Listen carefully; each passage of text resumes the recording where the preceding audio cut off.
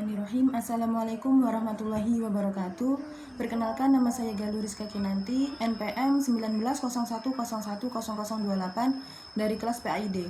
Di sini saya ingin menjelaskan materi tentang pengertian ulumul Quran dan perkembangannya. Ulumul Quran terdiri atas dua kata, yaitu ulum dan Quran. Kata ulum adalah bentuk jamak dari kata ilmu yang berarti ilmu-ilmu.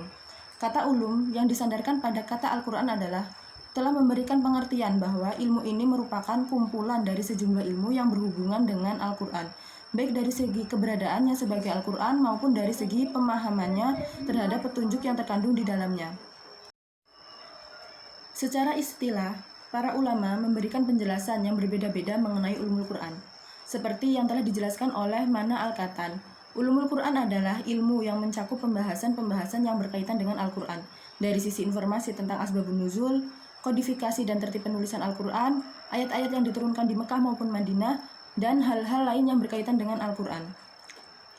Menurut Az-Zarqani, ulumul Quran adalah ilmu yang berisi tentang pembahasan yang berkaitan dengan Al-Quran, dari sisi turun, urutan penulisan, kodifikasi, cara membaca, kemukjizatan, nasikh, mansukh, dan penolakan hal-hal yang bisa menimbulkan keraguan terhadapnya. Menurut Abu Syahbah, ulumul Quran adalah suatu ilmu yang memiliki banyak objek pembahasan yang berhubungan dengan Al-Quran, mulai dari proses penurunan, urutan, penulisan, kodifikasi, cara membaca, penafsiran, kemukjizatan, nasikh, mansukh, muhkam, mutasyabih, sampai pembahasan-pembahasan lain. Dari definisi di atas dapat disimpulkan bahwa ulumul Quran adalah suatu ilmu yang di dalamnya berisi pembahasan tentang Al-Quran dan informasi-informasi lain, baik dari segi asbabun nuzul, kodifikasi, dan tertib penulisan Al-Quran, cara membaca, penafsiran, kemukjizatan, nasikh, mansukh, muhkam, mutasyabih, dan pembahasan yang lainnya yang berhubungan dengan Al-Quran. Ulumul Quran merupakan suatu cabang ilmu yang mempunyai ruang lingkup pembahasan yang sangat luas. Ulumul Quran meliputi suatu ilmu yang ada kaitannya dengan Al-Quran, baik berupa ilmu-ilmu agama, seperti ilmu tafsir maupun ilmu-ilmu bahasa Arab, seperti ilmu balaghah dan ilmu i'rab Al-Quran. Pembahasan ulumul Quran sangat luas. Menurut Al-Imam As-Suyuti, dalam bukunya Al-Itqan fi Ulumul Quran, menguraikan ulumul Quran terdiri dari sebanyak 80 cabang, dan setiap cabang masih dapat diperinci lagi menjadi berbagai cabang lagi. Menurut Dr. Muhammad Quraisy-Shihab, materi-materi cakupan ulumul Quran dapat dibagi menjadi 4 komponen, yaitu pengenalan terhadap Al-Quran, kaidah-kaidah tafsir, metode-metode tafsir, dan kitab-kitab tafsir dan para mufassir.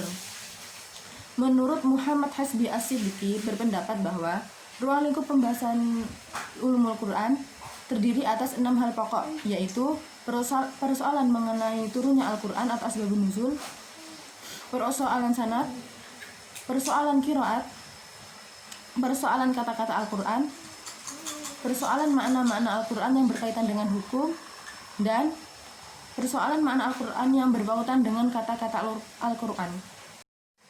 Dari uraian tersebut dapat kita ketahui bahwa ulumul Quran mencakup bahasan ilmu yang sangat luas, antara lain ilmu nuzulul Quran, asbabun nuzul, qiraat, ilmu nasikh dan mansukh, ilmu fawatih aswar, serta masih banyak yang lainnya. Ulumul Quran terdiri dari beberapa pokok pembahasan.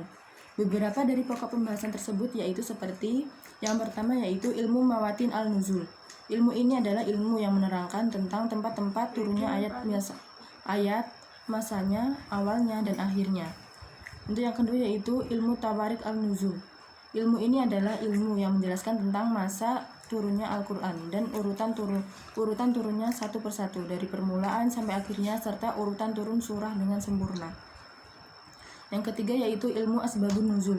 Ilmu ini adalah ilmu yang menjelaskan tentang sebab-sebab atau latar belakang turunnya Al-Quran. Untuk yang selanjutnya yaitu ada ilmu qiraat. Ilmu ini adalah ilmu yang menerangkan tentang bentuk-bentuk bacaan Al-Quran yang telah diterima oleh Rasulullah SAW. Untuk yang kelima yaitu ilmu tajwid. Ilmu ini adalah ilmu yang menerangkan tentang cara membaca Al-Quran, baik dengan menerangkan tentang cara membaca Al-Quran dengan baik. Ilmu ini menerangkan di mana tempat memulai, berhenti bacaan, panjang dan pendek, serta sebagainya. Untuk yang selanjutnya itu adalah ilmu gharib Al-Quran. Ilmu ini adalah ilmu yang menerangkan tentang makna kata-kata yang ganjil dan tidak terdapat dalam kamus-kamus bahasa Arab, yang biasa atau tidak terdapat dalam percakapan sehari-hari. Ilmu ini berarti menjelaskan makna-makna kata yang pelik dan tinggi. Untuk yang selanjutnya itu ada ilmu i'rab Al-Quran. Ilmu ini adalah ilmu yang menerangkan tentang baris kata-kata Al-Quran dan kedudukannya dalam susunan kalimat. Untuk yang selanjutnya yaitu ilmu wujuh wal nazar. Ilmu ini menerangkan tentang kata-kata Al-Quran yang mengandung banyak arti dan menerangkan makna yang dimaksud pada tempat tertentu. Yang selanjutnya itu ilmu ma'rifah muhkam al-mutasyabih.